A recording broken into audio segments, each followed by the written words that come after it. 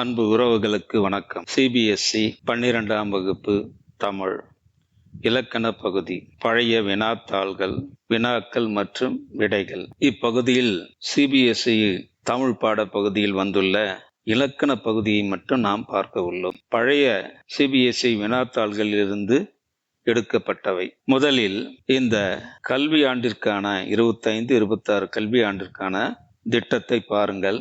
வினாத்தாள் வடிவமைப்பு இப்படிதான் இருக்கும். செக்ஷன் ஏ அதில் ரீடிங் காம்ப்ரஹென்ஷன் வரும். செக்ஷன் பியில் மட்டும் இலக்கண பகுதிகள் வரும். மொத்தம் 12 மதிப்பெண்களுக்கான இலக்கண பகுதிகள் அதில் வரும்.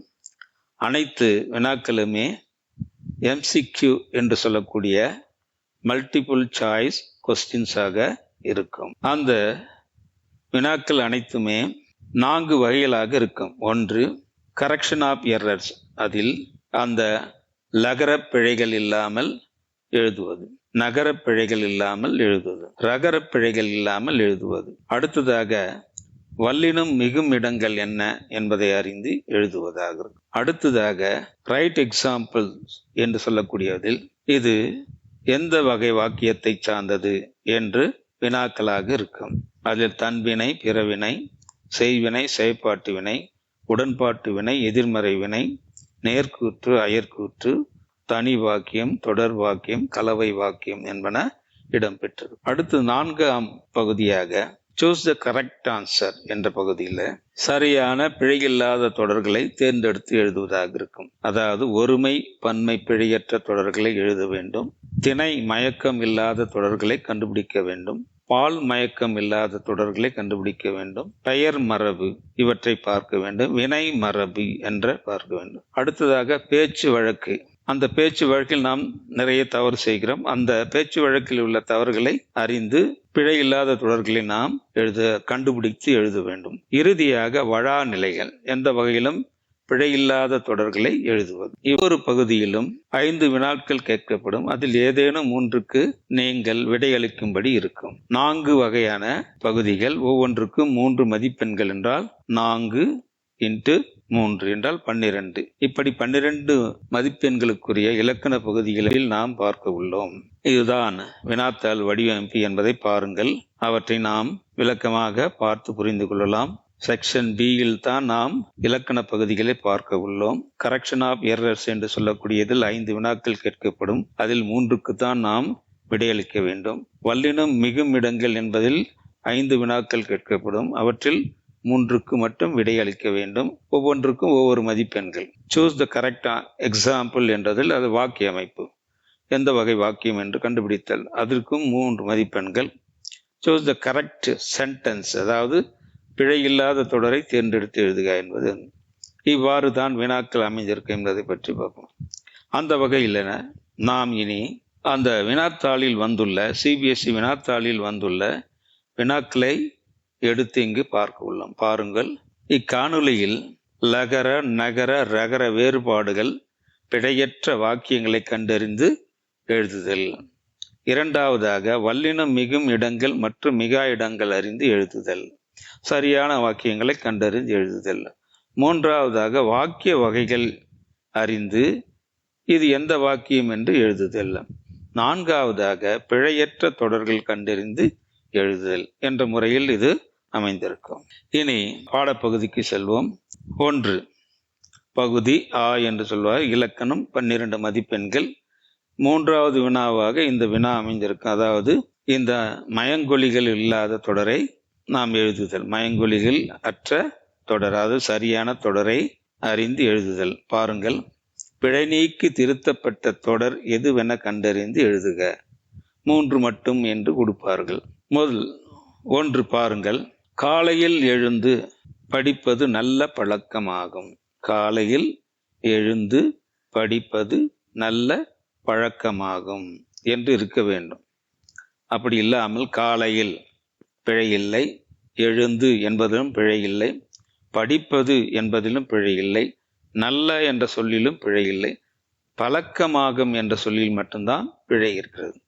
பல என்பது பழ என்று வரணும். பாருங்கள், அந்த சரியான தொடர் எங்கே இருப்பது என்று பாருங்கள். காலையில் எழுந்து முதல்ல ஏ அங்கு வரல, பி காலையில் எழுந்து படிப்பது நல்ல பழக்கமாகும் என்றிருக்கு, அதுவும் தப்பு. காலையில் எழுந்து படிப்பது நல்ல பழக்கமாகும், இது சரியாக இருக்கிறது. டி காலையில் என்பதே அங்க தப்பாகிறது. எனவே இங்கு சரியான விடை என்பது சி தான். காலையில் எழுந்து படிப்பது நல்ல பழக்கமாகும் என்ற சி தான் இங்கு சரியான விடை. அடுத்து இரண்டாவது பாருங்கள். நாளும் அறம் செய்ய விரும்பு. நாளும் அறம் செய்ய விரும்பு. நாளும் என்பதில் பிழை இல்லை, அறம் என்பதில் பிழை உள்ளது. அறம் அங்கே இடையின ரகரம் வருது, வல்லின ரகரம் வர வேண்டும். அறம் என்றால் தர்மம் என்று பொருள் அங்க. எனவே வல்லின ரகரம் வர வேண்டும். செய்ய என்பதில் பிழை இல்லை, விரும்பு என்பதிலும் பிழை இல்லை. ஆக அறம் என்பதில் தான் பிழை உள்ளது, அதை நாம் திருத்த வேண்டும். பாருங்கள், ஏ நாளும் என்பது அது தப்பாக இருக்கிறது வீடு. பி நாளும் அறம் செய்ய விரும்பு, இது சரியாக இருக்கிறது. சி நாளும் அறம் என்பது தப்பாக இருக்கிறது. நாளும் என்பது அங்கு நாளும் என்பதே தப்பாகிறது. எனவே இதில் சரியான விடை என்றால் பி தான். நாளும் அறம் செய்ய விரும்பு என்பதுதான் சரியான விடை. அடுத்து பாருங்கள். அவன் பந்து அடித்ததால் மண்பானை உடைந்தது. அவன் பந்து அடித்ததால் மண்பானை உடைந்தது. அவன் பிழை இல்லை, பந்து என்பதில் பிழை இருக்கல். இங்கு 2 சுழி நகரம் வந்துள்ளது, அப்படி வரக்கூடாது. தன்னகர நா தகரத்துக்கு பிறகு வருகின்ற தன்னகர நா வரவன் பந்து என்ன, அதில் ஒரு பிழை இருக்கிறது. அடித்ததால் என்பது பிழை இல்லை. மண்பானை என்பதில் பிழைகிறது. மண் என்றால் 3 சுழி நகரம் வர வேண்டும், இங்கு 2 சுழி நகரம் வந்துள்ளது. உடைந்தது, இதிலும் பிழை இல்லை. எனவே பந்து மண்பானை, இது சரியாக இருக்கிறதா என்று பாருங்கள். ஏ அவன் பந்து அடித்ததால் மண்பானை உடைந்தது. இங்கு மண்பானை என்றது தப்பாக உள்ளது, அதனால் அந்த தொடர் சரியில்லை. அவன் பந்து என்பதை இங்கு தப்பாக உள்ளது, அதனால் அந்த தொடரும் சரியில்லை. அவன் பந்து, அதுவும் சரியில்லை. 4வது பி அவன் பந்து சரியாக இருக்கிறது. அடித்ததால் மண்பானை, மண் 3 சுழி நகரம் வந்திருக்குது, பானை சரியாக இருக்குது, உடைந்தது. எனவே அவன் பந்து அடித்ததால் மண்பானை உடைந்தது என்ற டி தான் சரியான விடை. அடுத்து வளம் பல பெற்று நலத்துடன் வாழ்க. வளம் பல பெற்று நலத்துடன் வாழ்க. வளம் என்பது தவறாகுள்ளது, ஏனென்றால் அந்த மேல் நோக்கிய லகரம் வரவன். அந்த வளம் என்றால் அதுதான் வெல்த் என்ற பொருள் தரும். பல பிழை இல்லை, பெற்று பிழை இல்லை. நலத்துடன் வாழ்க, நலம் என்பதிலும் இங்கு மேல் நோக்கிய லகரம் வரணும், அதாவது லட்டு நகரம் என்று சொல்வார்கள் இல்லையா, அந்த மேல் நோக்கிய நகரம் வரும். எனவே வளம் என்பது சரி செய்ய வேண்டும், நலம் என்பதையும் சரி செய்ய வேண்டும். வாழ்க என்பது சரியாக இருக்கிறது. பாருங்கள், முதலில் வளம் சரியாகிறது. பல என்றது தப்பு, எனவே அந்த தொடு பல என்பது மேல் நோக்கிய வரணும், அது தவறாக.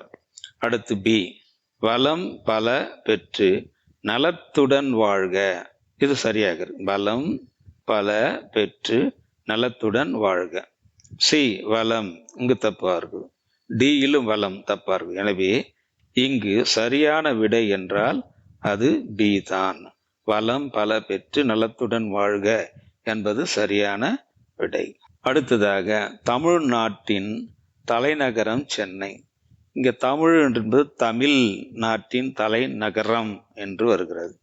தமிழ் அங்கே பிழை இருக்கிறது, நாட்டின் பிழை இல்லை.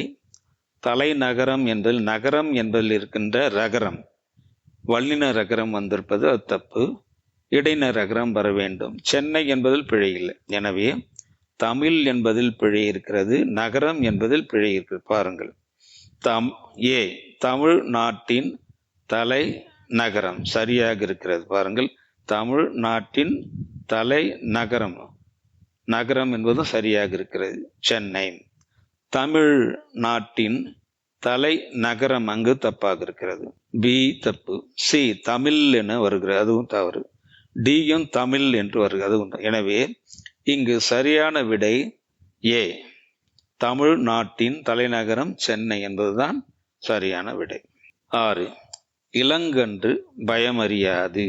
பாருங்க, இளங்கன்று இளமை என்று சொல்லும் பொழுது கீழ் நோக்கிய லகரம் வர வேண்டும். இது மேல் நோக்கிய லகரம் வந்துடுறதுல அது தவறு. இளமை, இளஞ்சூரியன் என்றெல்லாம் சொல்கிறார்கள். இளமை என்பதற்கு கீழ் நோக்கிய லகரம், அதை ஆட்டுக்குட்டி லகரம் என்றும் சொல்வார்கள். கன்று என்பதிலும் ரு என்பது வல்லின ரகரம் வர வேண்டும். இங்கு இடையின ரகரம் வந்துள்ளது, அதுவும் தவறு.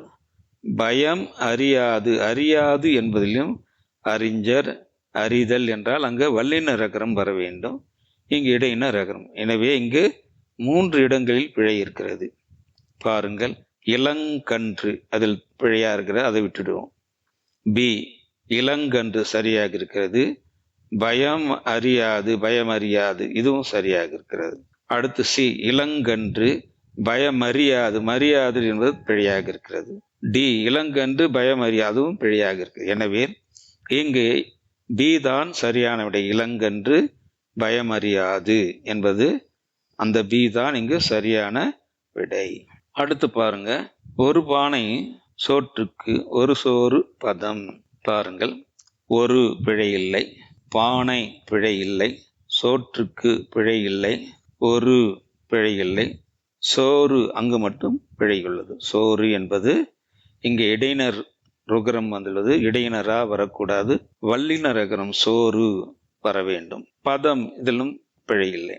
எனவே ஏ, ஒரு பானை சோற்றுக்கு ஒரு சோறு பதம், இது சரியாக இருக்கிறது. ஒரு பி, ஒரு பானை, பானை என்பது தவறாக இருக்கிறது. சி, ஒரு பானை சோற்றுக்கு ஒரு என்பது தவறாக இருக்கிறது. டி, ஒரு என்பதே தவறாக. எனவே ஏ தான் இங்கு சரியான விடை. ஒரு பானை சோற்றுக்கு ஒரு சோறு பதம், ஏ இங்கு சரியான விடை.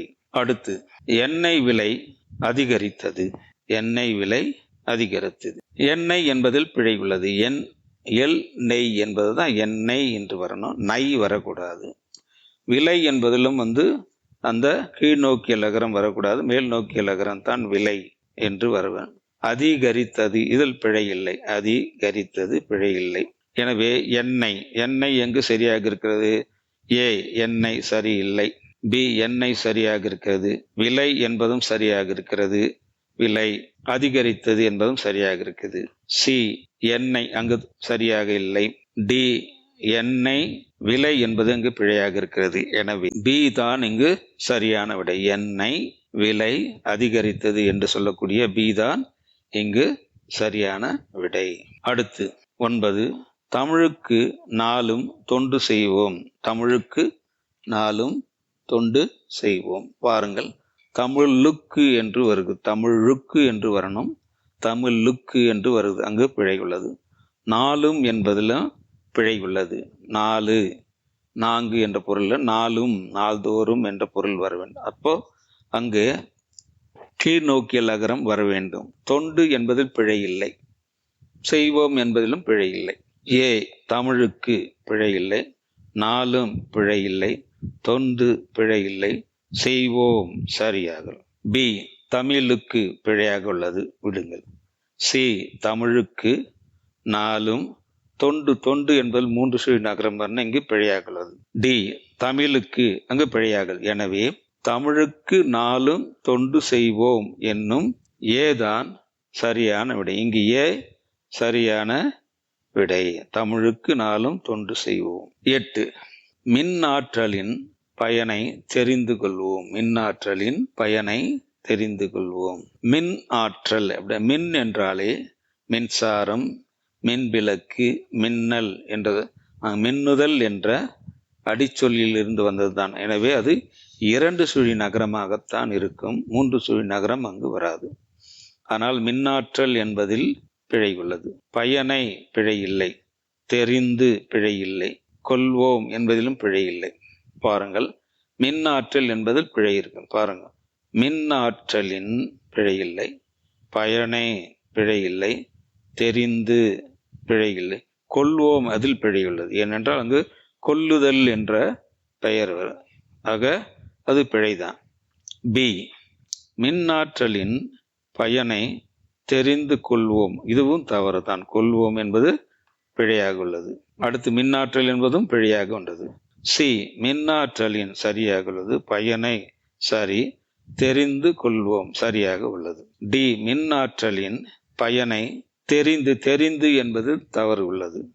அங்கு வல்லினரகரம் வரக்கூடாது. எனவே இங்கு சரியான விடை சி மின்னாற்றின் பயனை தெரிந்து கொள்வோம் என்ற சி தான் இங்கு சரியான விடை. 9. இரவில் ஆந்தை உணவு தேடும். இரவில் ஆந்தை உணவு தேடும். இரவில் இல் லகரம் வந்துள்ளதல்ல, இந்த மேல் நோக்கிய லகரம் வரணும். இங்கு கீழ் நோக்கிய லகரம் வந்துள்ளது, தவறு. ஆந்தை தவறு இல்லை, உணவு தவறு. 3 சுழி நகரம் வரணும்.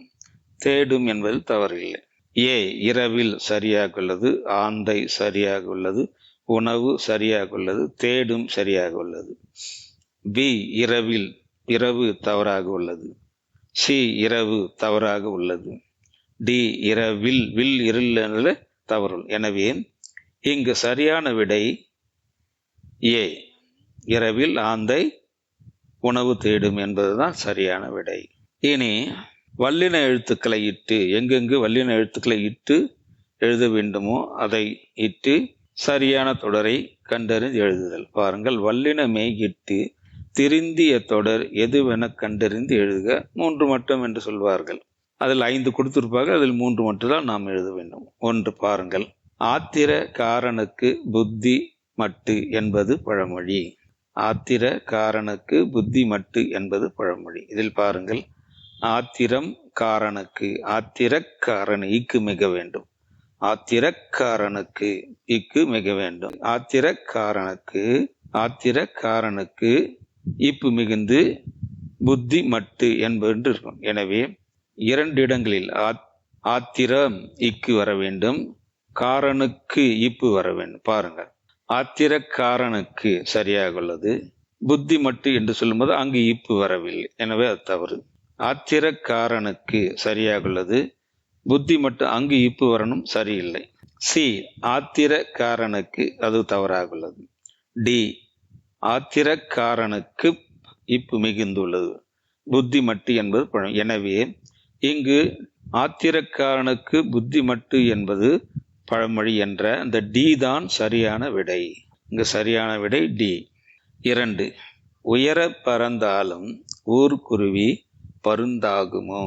உயர பறந்தாலும் ஊர்க்குருவி பறந்தாகும். உயரம் மகரம் கெட்டதுனால் அங்கு உயர பறந்தாலும் என்று வரணும். அப்போ அங்க உயரம் என்பதில் இப்பு மிகும். உயர பறந்தாலும் ஊர்க்குருவி, ஊர் ரகரம் வந்துள்ளதால் அங்கு இக்கு மிகும். வல்லின ரகரம் வந்திருந்தால் மிகாது.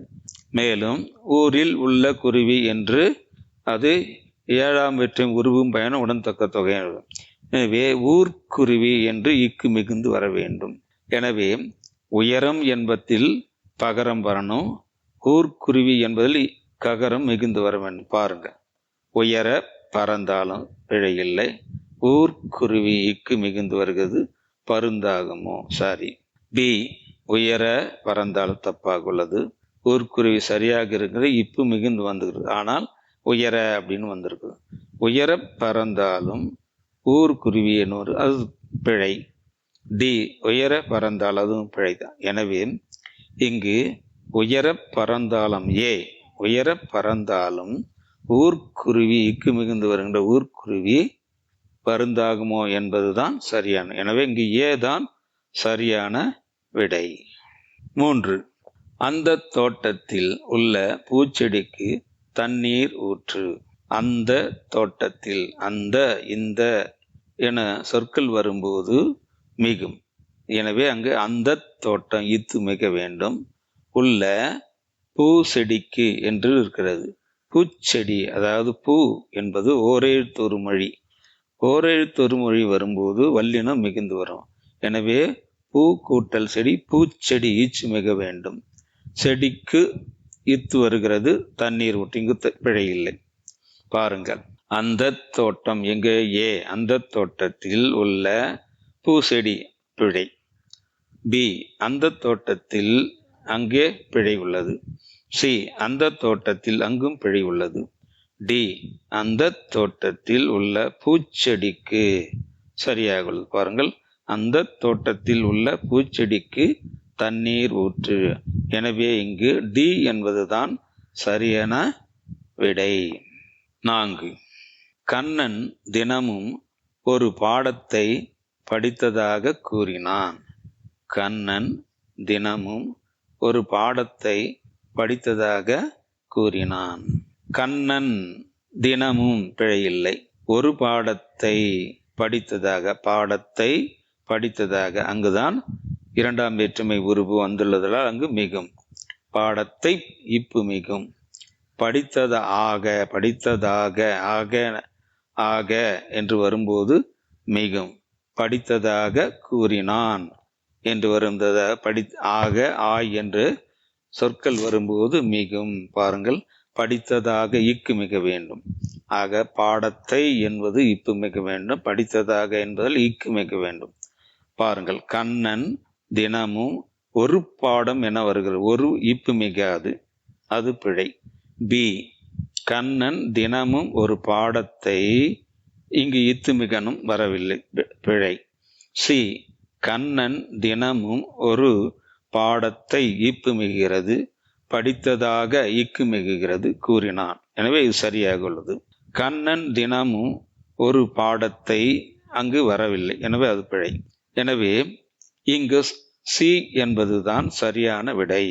கண்ணன் தினமும் ஒரு பாடத்தை படித்ததாக கூறினான் என்ற சி சரியான விடை. அடுத்ததாக 10 பாட்டும் 8 தொகையும் எனக்கு பாடம். 10, 8 என்ற எண்ணு பெயர்கள் வரும்போது வல்லினம் மிகும். மற்ற எண்ணு பெயர்கள் வரும்போது மிகாது. எனவே 10 பாட்டு இப்பு மிக வேண்டும். 8 தொகை இத்து மிக வேண்டும். எனக்கு பாடம், இது சரியாக உள்ளது. எனக்கு என்பது வர்றதில் இப்பு மிகுந்து வருகிறது. எனவே 10 பாட்டு 8 தொகை என இருக்க வேண்டும். பாருங்கள், ஏ 10 பாட்டும் 8 தொகையன், அங்கு தவறு உள்ளது. பி 10 பாட்டு, அது தவறு. சி 10 பாட்டும் 8 தொகை, அங்கு தவறு உள்ளது. டி 10 பாட்டும் 8 தொகையும் சரியாக உள்ளது.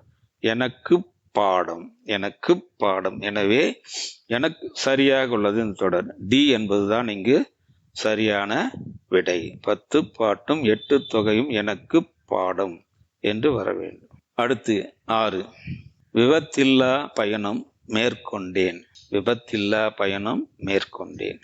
பாருங்கள், விபத்து இல்லாத பயணம் என்பது எதிர்மறை பொருளை தருகின்ற பெயரெச்சம். விபத்தில்லாத பயணம், அந்த எதிர்மறை பொருளை தருகின்ற தகரம் என்ன செய்யும்? தகரம் கிடும்.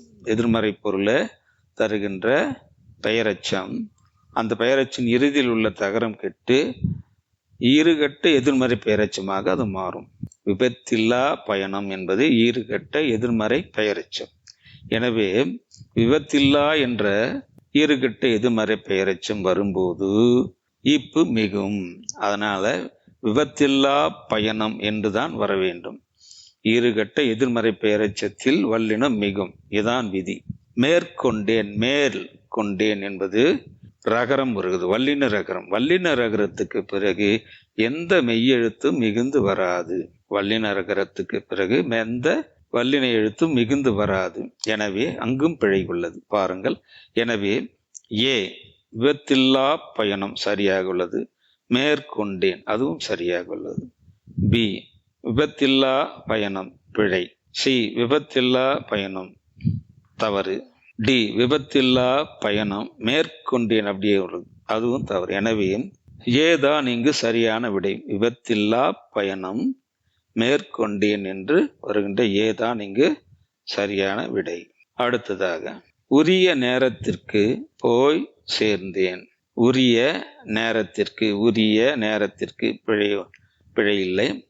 நேரத்திற்கு போய் சேர்ந்தேன். நேரத்திற்கு என்று அந்த 4ஆம் வேற்றுமை உருவு வருகிறது. எனவே அங்கு மிகு வேண்டும். நேரத்திற்கு இப்பு மிகுந்து வர வேண்டும். நேரத்திற்கு போய் சேர்ந்தேன். போய் என்று சொல்கிறோம் பொழுது போய் சேர்ந்தது இது வினையெச்சம். போய் சேர்ந்தேன் என்பது வினையெச்சம். இந்த வினையெச்சத்தில் மிகும். ஆனால் அங்கு மிகுந்து வந்திருக்கிறது, பிழை இல்லை. பாருங்கள், உரிய நேரத்திற்கு இப்பு மிகவில்லை, எனவே அது பிழை. டி, உரிய நேரத்திற்கு போய் சேர்ந்தேன், இது சரியாக உள்ளது. சி, உரிய நேரத்திற்கு, பிழை. டி, உரிய நேரத்திற்கு போய் சேர்ந்தேன், அதுவும் பிழை. போய் சேர்ந்தேன் என்றுதான் வர வேண்டும். எனவே பி என்பதுதான் இங்கு சரியான விடை. உரிய நேரத்திற்கு போய் சேர்ந்தேன் என்ற பி தான் இங்கு சரியான விடை. 8, பாடப்புத்தகத்தை பார்த்து தேர்வு எழுதாதே. பாட புத்தகத்தை பார்த்து தேர்வு எழுதாதே. பாட புத்தகத்தை, பிழை இல்லை. புத்தகத்தை பார்த்து, இப்பு மிகுந்து வருகிறது. பார்த்து தேர்வு, அங்கு இத்து வர வேண்டும். பார்த்து, அதாவது அங்க பார்த்து என்ற உகரத்தில் முடிகின்ற வினையெச்சம், அது வன்தொடர் வினையெச்சமாக இருப்பதனால் பார்த்து, எடுத்து, கொடுத்து என்று வன்தொடரில் வருவதனால் அங்கு மிகும். எனவே பார்த்து தேர்வு என்றது அங்கு வரும். தேர்வு எழுதாதே அங்கு இல்லை. எனவே இங்கு ஒரே இடத்தில் தான் மிக வேண்டும். பார்த்து இத்து தேர்வு எழுதாது, இத்து வர வேண்டும். பாருங்க, பாடப்புத்தகத்தை பார்த்து, இங்கு பிழை உள்ளது, இப்பு இல்லாமல் போனது, பிழை. பி, பாடப்புத்தகத்தை பார்த்து, இங்கும் பிழை. சி, பாடப்புத்தகத்தை பார்த்து, சரி. இத்து பார்த்து தேர்வு எழுதாதே, இது சரியாக. பாடப்புத்தகத்தை பார்த்து, இங்கு இப்பு மிகவில்லை, எனவே இங்கு சி தான் சரியான விடை. பாட புத்தகத்தை பார்த்து தேர்வு எழுத, பார்த்து தேர்வு என்று வர வேண்டும். எனவே அது சரியாக உள்ளது. சரியான விடை சி. 9, பாருங்கள். நேர்மை இல்லா பணி அறப்பணி ஆகாது. நேர்மை இல்லா பணி அறப்பணி ஆகாது. முன்பு சொன்னது போலவே இந்த நேர்மையில்லா பணி என்பதும் ஈறுகெட்ட எதிர்மறை பெயரெச்சம். நேர்மை இல்லாத பணி என்பதை அங்க தகரம் கிட்டுதான் நேர்மை இல்லா பணி என்று வந்தது. எனவே இந்த ஈறுகெட்ட எதிர்மறை பெயரெச்சத்தில் மிகும். பெயரெச்சத்திலும் மிகாது, எதிர்மறை பெயரெச்சத்திலும் மிகாது. ஆனால் ஈறுகெட்ட எதிர்மறை பெயரெச்சத்தில் தான் மிகும். எனவே இங்கு மிகுந்து வரணும். நேர்மையில்லா பகரம் மிகுந்து, மிகு வரணும். அறப்பணி சரியாக உள்ளது. ஆகாது சரியாக உள்ளது. ஏ, நேர்மை இல்லா பணி, அது தவறு. பி, நேர்மையில்லா பணி சரி. அறப்பணி சரி. ஆகாது சரி. சி, நேர்மையில்லா பணி பிழை. டி, நேர்மையில்லா பணி சரி. அறப்பணி என்று வந்துள்ளது. அறப்பணி, அறம் கூட்டல் பணி, அறப்பணி என்றுதான் வருவன். எனவே இங்கு நேர்மையில்லா பணி அறப்பணி என்று சொல்லுகின்ற பி தான் சரியான விடை. பி தான் இங்கு சரியான விடை. அடுத்ததாக 10, கைக்குழந்தை தாயிடம் தாயது. கைக்குழந்தை தாயிடம் தாயது. கைக்குழந்தை என்று வந்தது, பிழை இல்லை. குழந்தை தாயிடம், குழந்தை தாயிடம், பிழை இல்லை. தாவியது, பிழை இல்லை. ஏ, கை குழந்தை என்று வந்துள்ளது, பிழை. கை குழந்தை என்று வந்த, கை என்பது ஒரு எழுத்தொரு மொழி, அதனால் அங்கு மிகும், அது தவறு. பி, கை குழந்தை, இத்து வேற மிகுந்து வந்தது, குழந்தை என்று வராது. குழந்தை என்பது குழந்தை, அங்கு தை என்பது வந்திருந்தாலும் கூட அது சொல்லில் உள்ள தை, வேற்றுமை உருவான ஐ கிடையாது. எனவே அங்கு இயல்பாக சொல்லில் இருக்கின்ற தை தான், அங்கு மிகாது. சி, கை குழந்தை தாயிடம் தாவியது. கை குழந்தை சி, கை குழந்தை சரி. தாயிடம் தாவியது சரி. டி, கை குழந்தை இத்து மிகுந்துள்ளது, எனவே தவறு. எனவே சி தான் இங்கு சரியான. கை குழந்தை தாயிடம் தாவியது, சி என்பது சரியான விடை. அடுத்து, வாழ்க்கையை கற்பதுதான் உயர்ந்த கல்வி. வாழ்க்கையை ஐ வந்தது, அது வேற்றுமை உருவு. எனவே அங்கு இக்கு மிக வேண்டும். கற்பது தான், இத்து வரக்கூடாது. கற்பது தான் என்று வரக்கூடாது, கற்பது தான் என்று வர வேண்டும். இத்து மிகாது. உயர்ந்த கல்வி, இது சரியா. எனவே வாழ்க்கையை இக்கு வந்துள்ளது. கற்பது தான் சரியாக உள்ளது. உயர்ந்த கல்வி சரியாக உள்ளது. பி, வாழ்க்கையை கற்பது, இங்கு ஐ வந்ததுனால் அங்கு வல்லினம் வர வேண்டும், வரவில்லை, எனவே தவறு. சி, வாழ்க்கையை கற்பது தான் உயர்ந்த கல்வி என வந்துள்ளது. உயர்ந்த இக்கு மிக கூடாது, அதனால் அதுவும் தவறு. டி, வாழ்க்கையை கற்பது தான் உயர்ந்த இக்கு அங்கு வந்துள்ளது, அதுவும் தவறு. எனவே வாழ்க்கையை கற்பது தான் உயர்ந்த கல்வி என்ற ஏ சரியான விடை. வாழ்க்கையை கற்பது தான் உயர்ந்த கல்வி, இங்கு ஏதான் சரியான விடை. அடுத்ததாக எந்த வாக்கியங்கள் என்று எழுதுவது. பாருங்கள், எடுத்துக்காட்டு எழுதுக. இதுவும் 3 மட்டும்தான். பாருங்கள், பிறவினை. இதில் எது பிறவினை தொடர் என்பதை கண்டறிய வேண்டும். கண்ணன் மாறுவான், இது தன்வினை. கண்ணன் மாறுவான். பிறவினைன்னா பிறரை கொண்டு ஒரு செயலை செய்வது பிறவினை என்று சொல்லும். கண்ணன் மாறினான், அதுவும் தன்வினை தான். கண்ணன் மாற்றுவான், மாற்று, மாறு என்பது மாற்று என்றது, மாற்றுவான் என்று வரும்போது அவன் இன்னொருவனை மாற்றுவான் என்ற பொருள்தான் வருவது. எனவே அதுதான் பிறவினை. கண்ணன் மாறுகின்றான், இது தன்வினை தான். எனவே சி என்பதுதான் இங்கு சரியான விடை. கண்ணன் மாற்று, மாறு என்பது மாற்று என்று பிறவினையில் வரும். அதில் மாற்று என்பதுதான் சரியான விடை. சி இங்கு சரியான விடை. அடுத்து செயற்பாட்டு வினை வாக்கியம், அதாவது செய்வினை வாக்கியம், செயற்பாட்டு வினை வாக்கியம் என்று சொல்கிறோம் இல்லையா. ஒருவன் செய்த செயலை அப்படியே சொன்னால் அது செய்வினை வாக்கியம். ஒரு செயல் யாரால் செய்யப்பட்டது என்று சொன்னால் அது செயற்பாட்டு வினை வாக்கியம். எனவே அங்கு படு என்ற சொல் இறுதியில் வரும். இன்னாரால் செய்யப்பட்டது, இன்னாரால் செய்யப்படுகிறது என்று வரும். அப்ப அந்த படு அல்லது பெரு என்ற சொல் வந்தாலே அது செயற்பாட்டு வினை என்று சொல்லிவிடலாம். பாருங்கள், மதுரையை கண்ணகி எரித்தாள், அவள் செய்த செயல் அது. இது செய்வினை.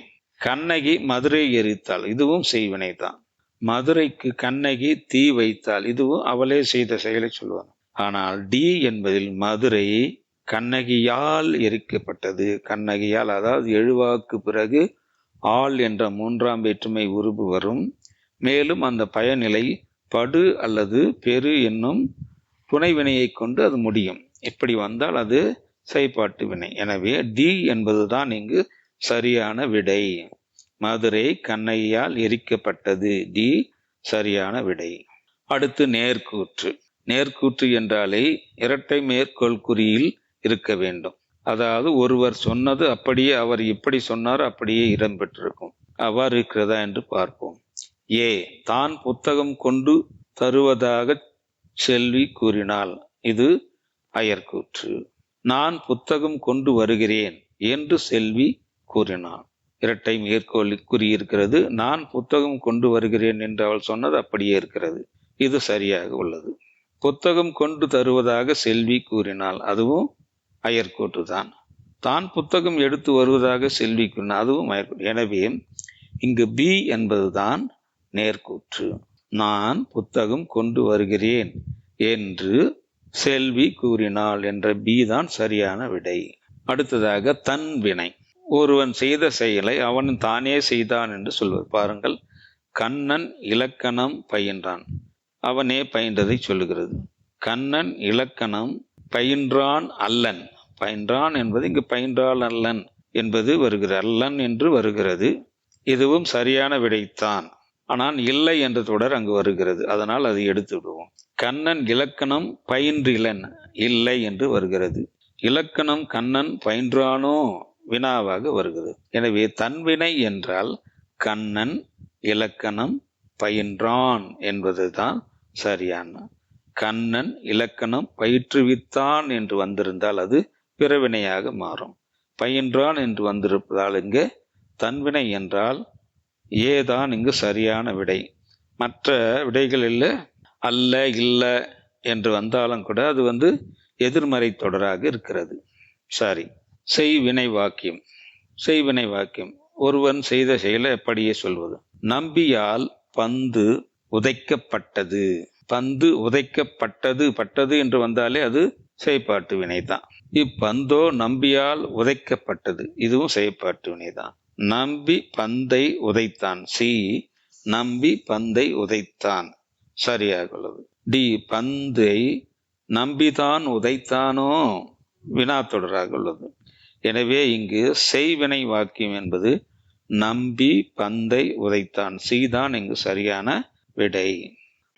தொடர் வாக்கியம், அதாவது தனி வாக்கியம் தொடர் வாக்கியம், கலவை வாக்கியம் என்று 3 வகையான வாக்கியங்கள் இருக்கிறதுல, அதுல தொடர் வாக்கியம்.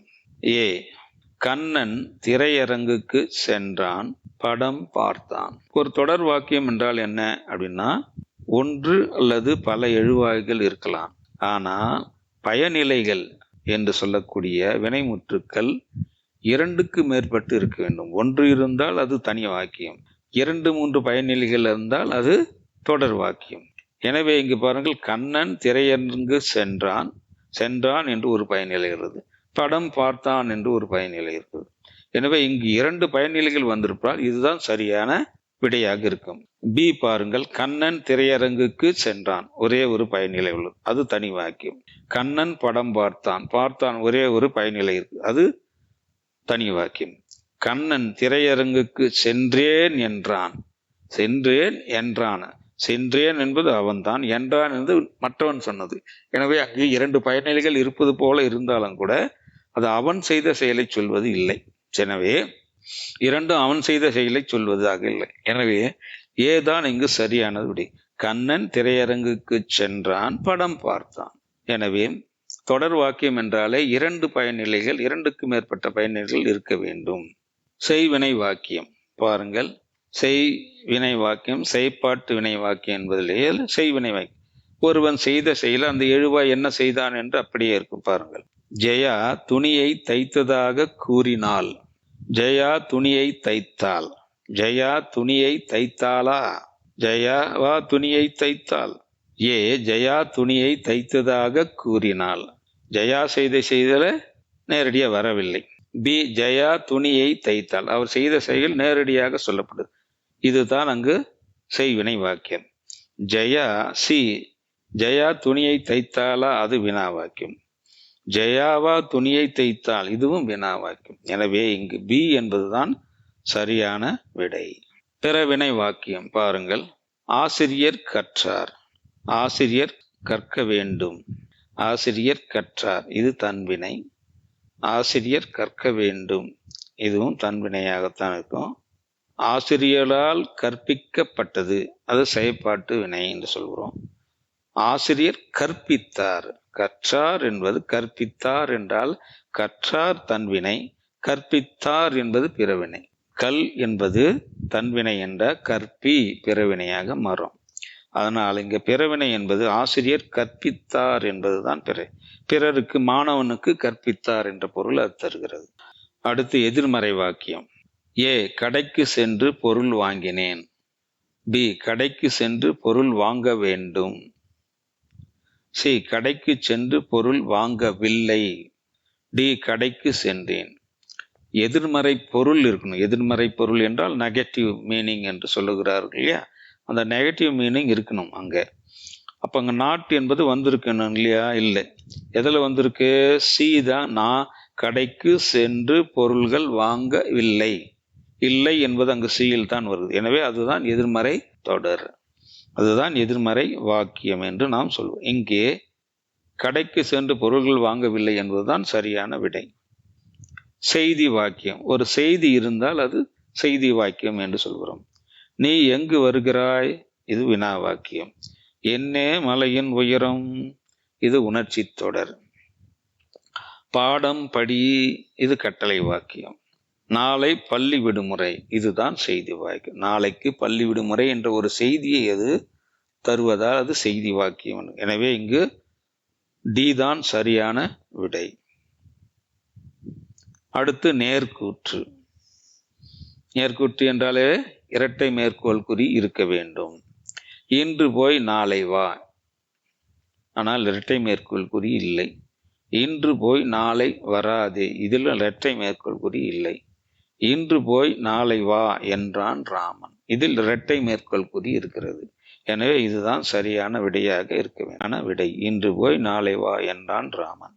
அடுத்து வலுவற்ற தொடர்களை தெரிவு செய்து எழுதுதல், அதாவது பிழைகள் இல்லாத தொடரை எழுதுதல். பாருங்கள், மாமரம் பூத்து காய்த்து கனிந்து குலுங்கின. மாமரம் பூத்து காய்த்து கனிந்து குலுங்கின. மாமரம் என்பது எழுவாய் ஒருமை. குலுங்கின என பன்மையில் முடிந்திருக்குது, எனவே அது பிழை. மாமரங்கள் இங்கு பன்மை, பூத்து காய்த்து கனிந்து குலுங்கியது என ஒருமையில் முடியும். அதனாலும் இங்கு பிழைதான். மாமரங்கள் என்று வந்தால் குலுங்கின என்று வரணும், அது பிழைதான். சி, மாமரம் பூத்து காய்த்து கனிந்து குலுங்கியது. மாமரம் ஒருமை, குலுங்கியதும் ஒருமை. எனவே எழுவாய் ஒருமையில் இருந்தால் அதனுடைய பயனில்லை என்று சொல்லக்கூடிய வினைமுற்றும் ஒருமையில் தான் இருக்க வேண்டும். எனவே இதுதான் சரியான விடை. மாமரம் பூத்து காய்த்து கனிந்து குலுங்கியவை என்றால் அங்குதும் தவறானதுதான். குலுங்கியவை என்பதும் கூட பன்மைதான், அது தவறு. எனவே இங்கு சரியான விடை மாமரம் பூத்து காய்த்து கனிந்து குலுங்கியது என்ற சீதான் சரியான விடை. அடுத்ததாக வலுவற்ற தொடரை தெரிவு செய்து என்பதில் பார்ப்போம். பாருங்க, ஆந்தை அலறும், குயில் கூவும். பொதுவாக இந்த பெயர் சொற்கள் செய்கின்ற வினைகளை இதுதான், அதாவது வினை மரபு என்று சொல்கிறோம். குயில் கூவும், ஆந்தை அலறும் என்றுதான் சொல்லுவார்கள். ஆந்தை கத்தும் என்பது தவறான. ஆந்தை கழுதை தான் கத்தும். குயில் அகவும் என்பதும் தவறு, மயில் தான் அகவும்.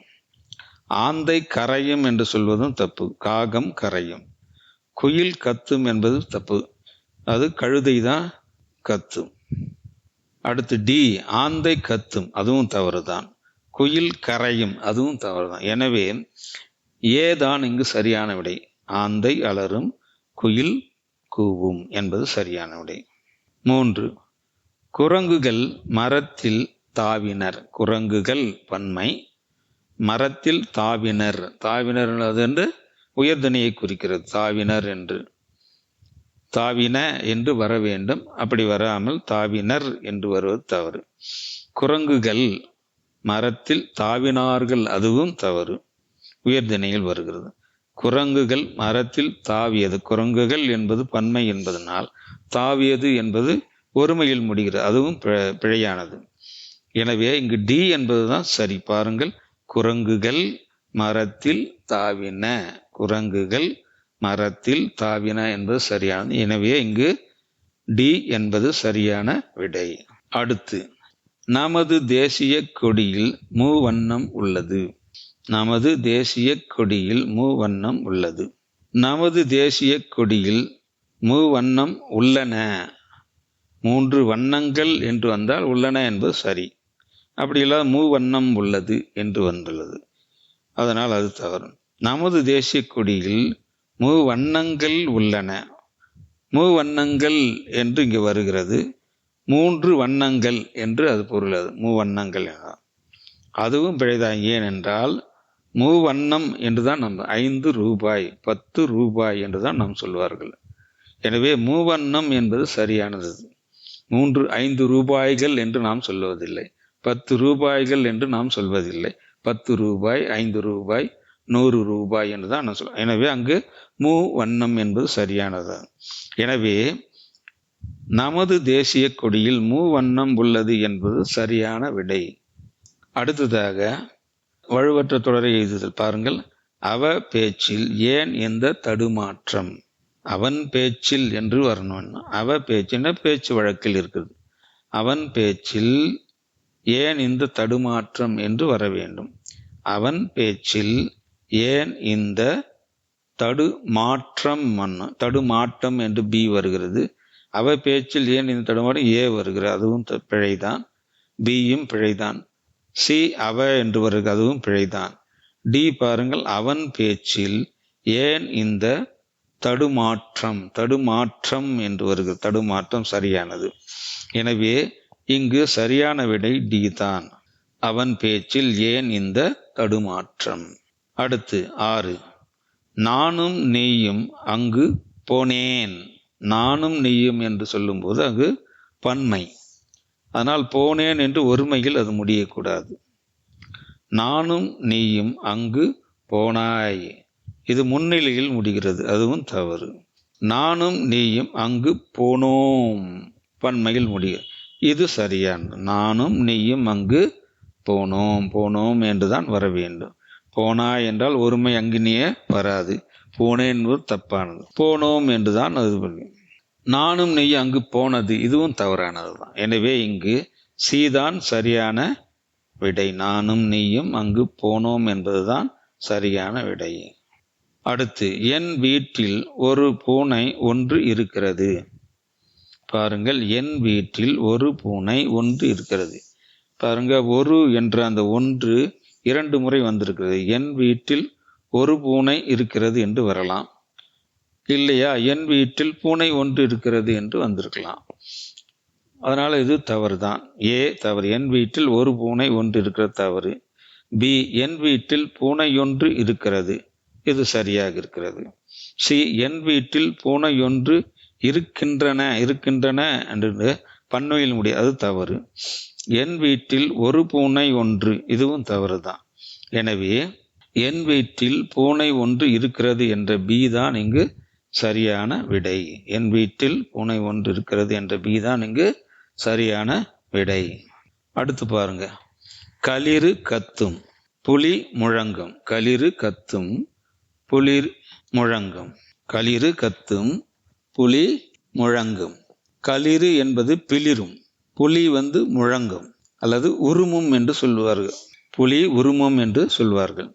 களிறு பிளிரும் புலி முழங்கும் என்பது தவறு. ஏ, களிறு கத்தும் புலி முழங்கும், அதுவும் தவறு. பி, களிறு பிளிரும் சரி, புலி முழங்கும், அதுவும் தவறு. சி, களிறு கத்தும் தவறு, புலி உருமும், இது சரியானது தான். டி, களிறு பிளிரும் புலி உருமும், இது ரெண்டுமே சரியா இருக்கு. பாருங்க, களிறு பிளிரும், களிறு பிளிரும் ரும் என்றது சரியாக இருக்கிறது, புலி உருமும் என்பதும் சரியாக உள்ளது. எனவே இங்கு டி என்பது சரியான விடை. பனை இலையில் கூரை போட்டனர். ஏ, பனை இலையில் கூரை போட்டனர். பனை இலை என்று சொல்ல மாட்டார், பனை ஓலை என்று சொல்வார்கள். கூரை போட்டனர் என்று சொல்ல மாட்டார், கூரை வேய்ந்தனர் என்று சொல்வார்கள் என்பது தவறு. ஏவும் தவறு. பி, பனை இலை, அதுவும் தவறுதான். சி, பனை ஓலையில் சரியாக இருக்கிறது. கூரை வேய்ந்தனர், இதுவும் சரியாக இருக்கிறது. டி, பனை இலையில் கூரை அமைத்தனர், இது சரியானது. கூரை வேய்தல் என்றுதான் சொல்வார்கள். எனவே இங்கு சி தான் சரியான விடை. பனை ஓலையில் கூரை வேய்ந்தனர் என்பது சரியான விடை. அடுத்து, ஏ, வானத்துல இருந்து மழை கொட்டுது. வானத்துல இருந்து மழை கொட்டுது, இது பேச்சு வழக்கில் சொல்லுகின்ற சொற்கள். வானத்துல இருந்து மழை கொட்டுது தவறு. வானத்தில் இருந்து மழை கொட்டுது சரியாகத்தான் இருக்குது, ஆனால் அங்கு கொட்டுது என்பது தவறு. சி, வானத்துல என்று இருக்கிறது, அதுவும் தவறு. டி, வானத்தில் இருந்து மழை பெய்கிறது. பெய்தல், மழை என்றாலே பெய்தல் என்று வர வேண்டும். எனவே இதுதான் சரியான விடை. வானத்திலிருந்து மழை பெய்கிறது என்பது சரியான விடை. டி இங்கு சரியான விடை. இதுவரை சிபிஎஸ்இ 12ஆம் வகுப்பு தமிழ் பாடத்தில் உள்ள இலக்கண பகுதிகளை மட்டும் நாம் பார்த்தோம். மாணவர்கள் இதனை நன்கு உணர்ந்து கொண்டால் எத்தகைய பிழைகள் வரும், அதை எப்படியெல்லாம் நாம் அறிந்து எழுத வேண்டும், சரியான விடைகளை எழுத வேண்டும் என்று தெரிந்து கொண்டால் பிழையில்லாமல் தேர்வு எழுதலாம். இது 12 மதிப்பெண்கள். குறைந்தது இதில் 10 மதிப்பெண்களை நீங்கள் தவறாமல் எடுக்க முடியும் உணர்ந்து கொண்டால். மிக்க நன்றி மாணவர்களே. வாழ்க வளமுடன்.